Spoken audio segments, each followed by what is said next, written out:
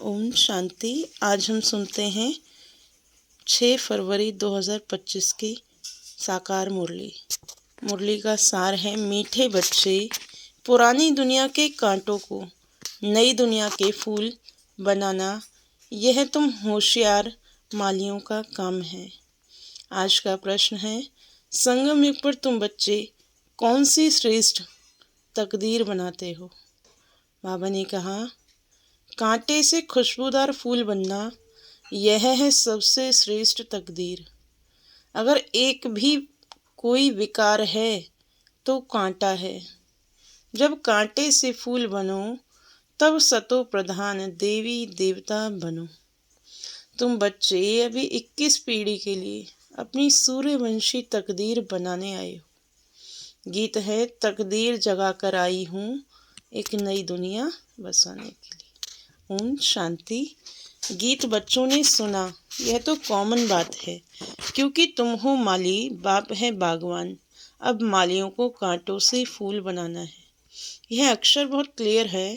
भक्त आए हैं भगवान के पास, यह सब भक्तियां हैं ना। अब ज्ञान की पढ़ाई पढ़ने बाप के पास आए हैं। इस राजयोग की पढ़ाई से ही नई दुनिया के मालिक बनते हो। तो भक्तियां कहती हैं, हम तकदीर बनाकर आए हैं, नई दुनिया दिल में जाकर सजाएंगे। बाबा भी रोज कहते हैं कि स्वीट होम और स्वीट राजाई को याद करो। आत्मा को याद करना है। हर एक सेंटर पर कांटों से फूल बन रहे हैं। फूलों में भी नंबरवार होते हैं ना। शिव के ऊपर फूल चढ़ाते हैं, कोई कैसा फूल चढ़ाते, कोई कैसा। गुलाब के फूल और फूल में रात दिन का फर्क है। यह भी बगीचा है। कोई मोतियों के फूल हैं, कोई चंपा के, कोई रतन जोत है, कोई अक के भी हैं। बच्चे जानते हैं इस समय सब हैं कांटे। यह दुनिया ही कांटों का जंगल है। इनको बनाना है नई दुनिया के फूल। इस पुरानी दुनिया में हैं कांटे, तो गीत में भी कहते हैं हम बाप के पास आए हैं। पुरानी दुनिया के कांटों से नई दुनिया के फूल बनने, जो बाप नई दुनिया स्थापन कर रहे हैं। कांटे से फूल अर्थात देवी देवता बनना है। गीत का अर्थ कितना सहज है।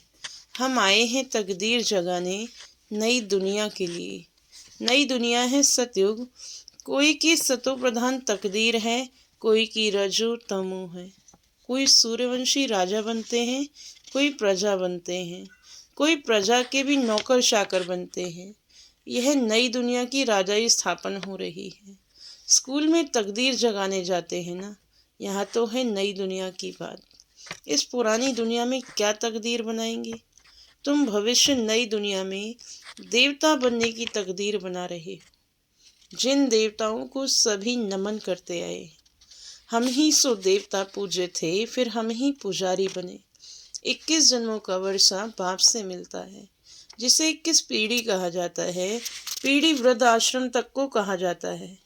बाप 21 पीढ़ी का वर्षा देते हैं, क्योंकि युवा अवस्था में व बचपन में बीच में अकाली मृत्यु कभी होता नहीं, इसलिए उनको कहा जाता है अमर लोक।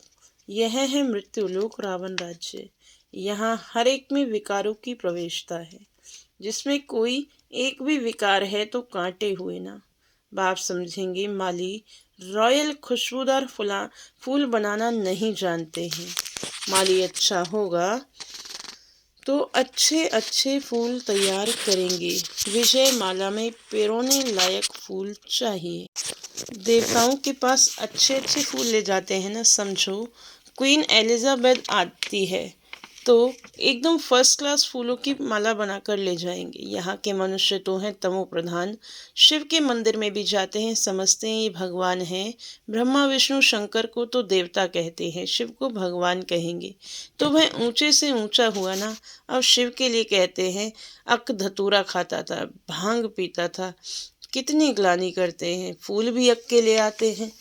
अब ऐसा परमपिता परमात्मा उनके पास ले क्या जाते हैं? तमो प्रधान कांटों के पास तो फर्स्ट क्लास फूल ले आते हैं। और शिव के मंदिर में क्या ले जाते हैं? दूध भी कैसा चढ़ाते हैं?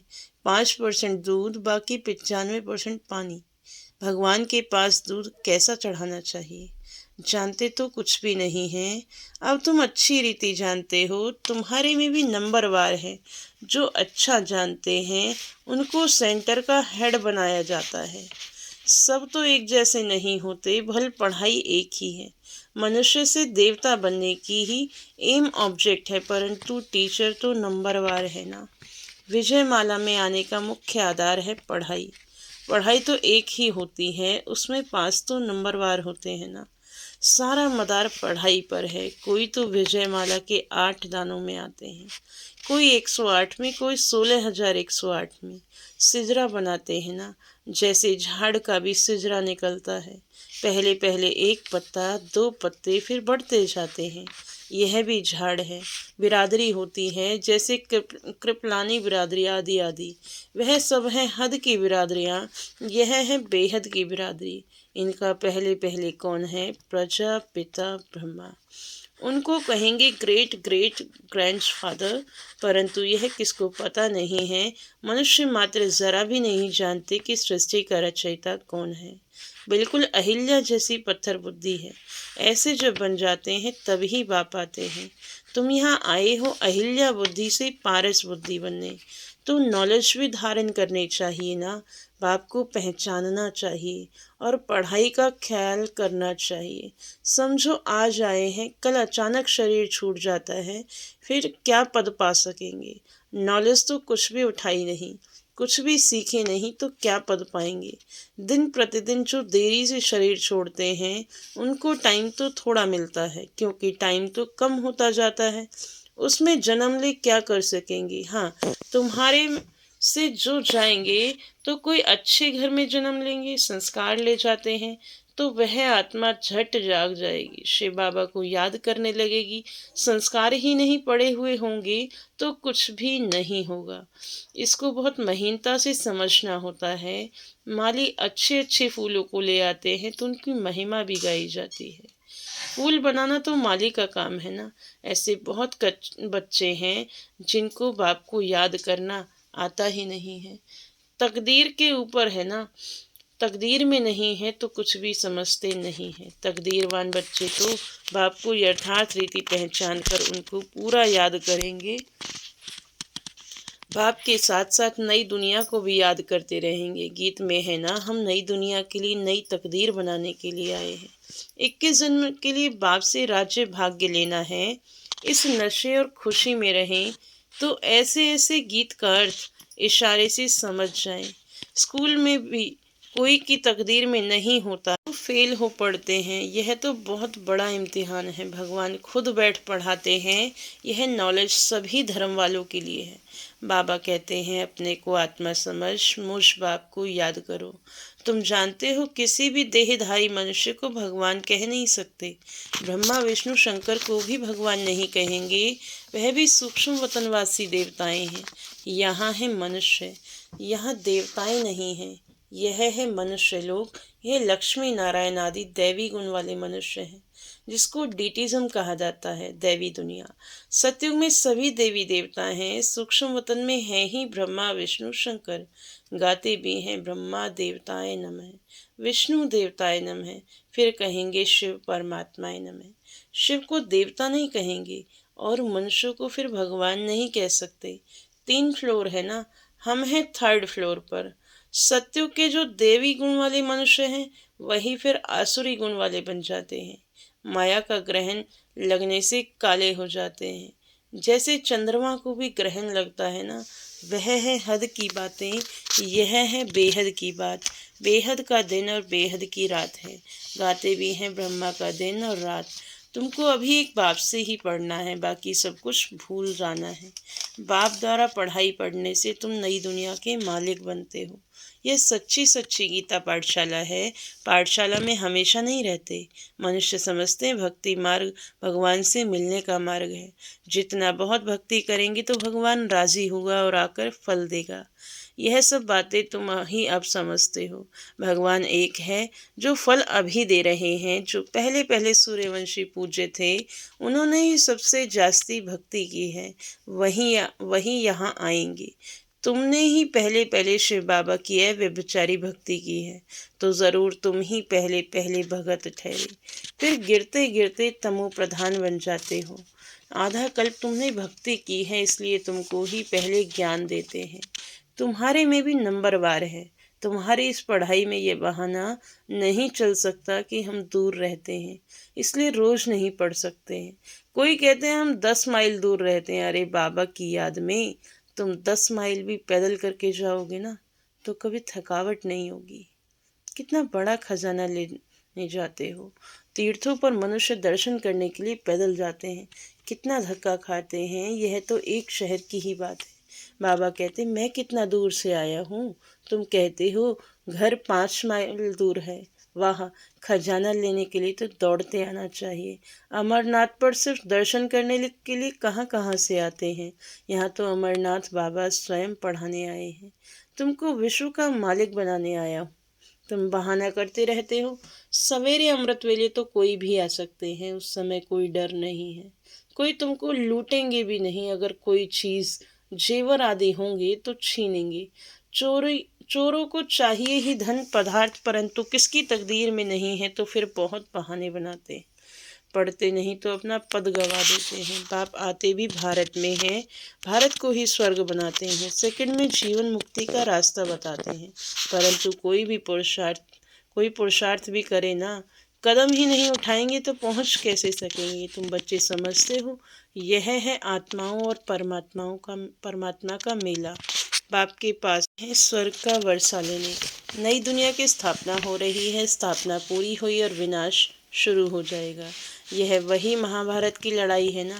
अच्छा, मीठी मीठी सिकिलते बच्चों प्रति माता पिता बाप दादा का याद प्यार और गुड मॉर्निंग। रूहानी बाप की रूहानी बच्चों को नमस्ते। हम रूहानी बच्चों की रूहानी बाप दादा को नमस्ते नमस्ते। शुक्रिया बाबा, शुक्रिया। धारणा के लिए मुख्य सार है। पहली पॉइंट, बाप जो ज्ञान का खजाना दे रहे हैं उसको लेने के लिए दौड़ दौड़ कर आना है। इसमें किसी भी प्रकार का बहाना नहीं देना है। बाप की याद में 10 माइल भी पैदल चलने से थकावट नहीं होगी। दूसरी पॉइंट, विजय माला में आने का आधार पढ़ाई है। पढ़ाई पर पूरा ध्यान देना है। कांटों को फूल बनाने की सेवा करनी है। स्वीट होम और स्वीट राजाई को याद करना है। आज का वरदान है संगम युग के महत्व को जान, एक का अनगिनत बार रिटर्न प्राप्त करने वाले सर्व प्राप्ति संपन्न भव। संगम युग के महत्व को जान, एक का अनगिनत बार रिटर्न प्राप्त करने वाले सर्व प्राप्ति संपन्न भव। संगम युग पर बाप दादा का वायदा है 1-2 लाख लो। जैसे सर्वश्रेष्ठ समय, सर्वश्रेष्ठ जन्म, सर्वश्रेष्ठ टाइटल इस समय के हैं, वैसे सर्व प्राप्तियों का अनुभव अभी ही होता है।